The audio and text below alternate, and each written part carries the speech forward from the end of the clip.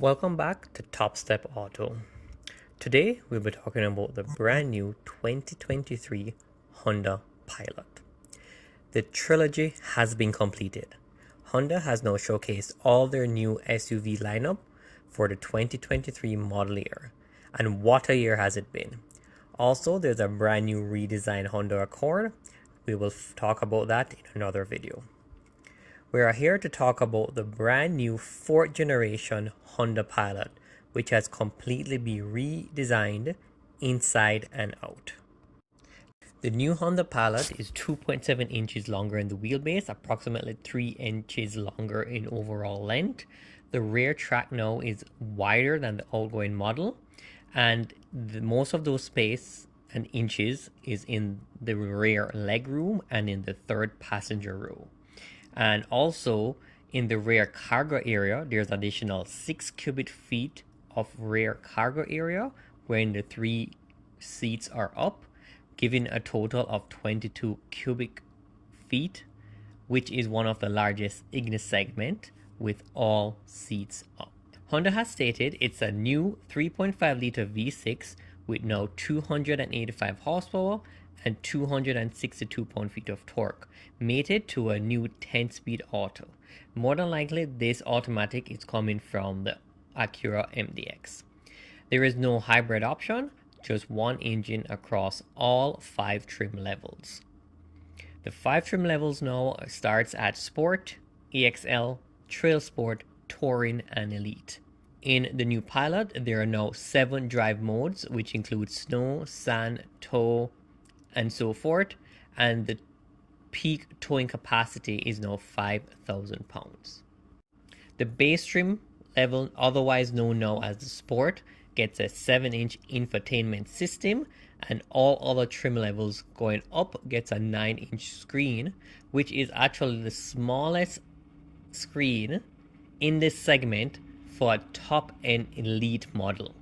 In most of the competition, they offer a 12-inch infotainment system for the top trim level, and Honda do have a 12-inch they just installed in the new Honda Accord, which I think is a big miss on their part. In the Elite also, there is a 10.2-inch driver display. Once again, only comes in the top trim level. All other model gets a analog speed meter reader and a 7-inch digital display to the left, which we find same in the CR-V and other Honda vehicles. Once again, some of the competition has a 12-inch driver display. Now, the main trim level that Honda is promoting within the new redesigned Honda Pilot is the all-new Trail Sport Edition. They're actually done some good off-road changes to the vehicle and not just aesthetic as before. Now, this new Pilot have all-terrain tires with a full-size spare, and the size tires that come with this vehicle is a 265/60/18 off-road Continental tires. Additionally, there are now skid plates added under the car, especially to protect like the fuel tank and other important parts underneath the vehicle. And this is also followed up by a new tuned suspension to go off-roading. Also within the Trail Sport, you get a 360 view camera system. Also come with side mirrors to see where you're going, mirrors in the back and front also to see approaching and departing angles.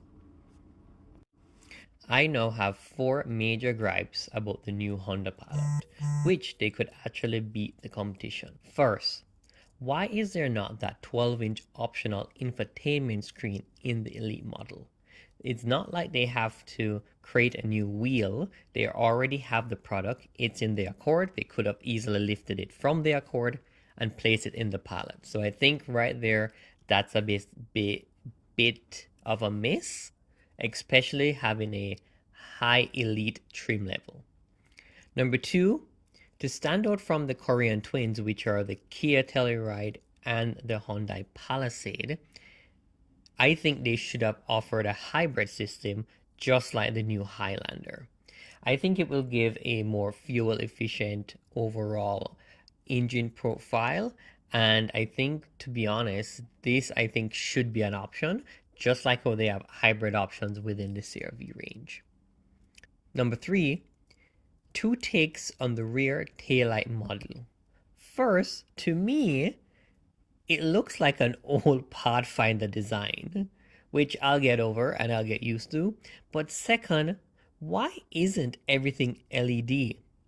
Why is the third signal still incandescent bulb, which was a big miss also on the new CR-V?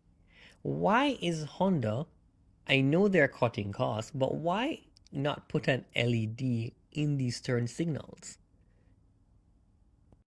And number 4, as a current owner of a Pilot and having kids, why didn't they redesign the second row seats to have moved with the car seat in place? To be honest, I think this is a big miss in my books and having kids, and most families to have a Pilot will have kids, right?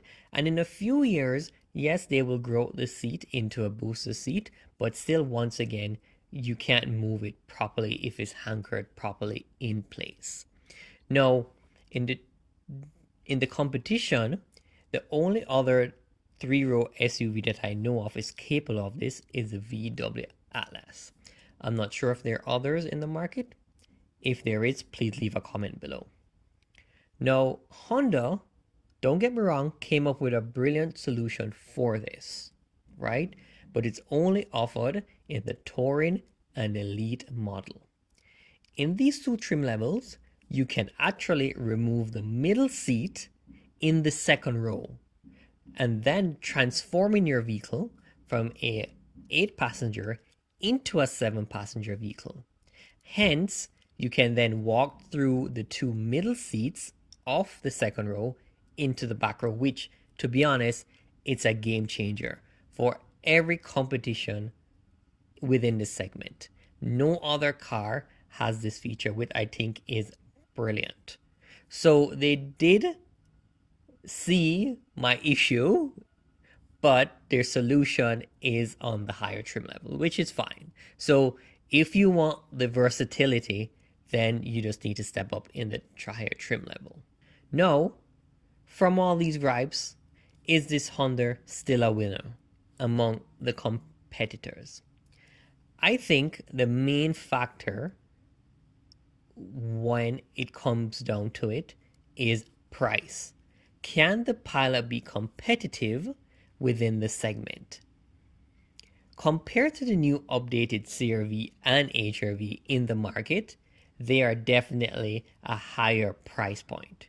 So I will assume now that this Pilot will also be at a higher price point. But that is where Honda needs to be competitive to stay at one of the top 3 leaders within the segment. Once again, thank you for watching Top Step Auto. Stay tuned for the next one.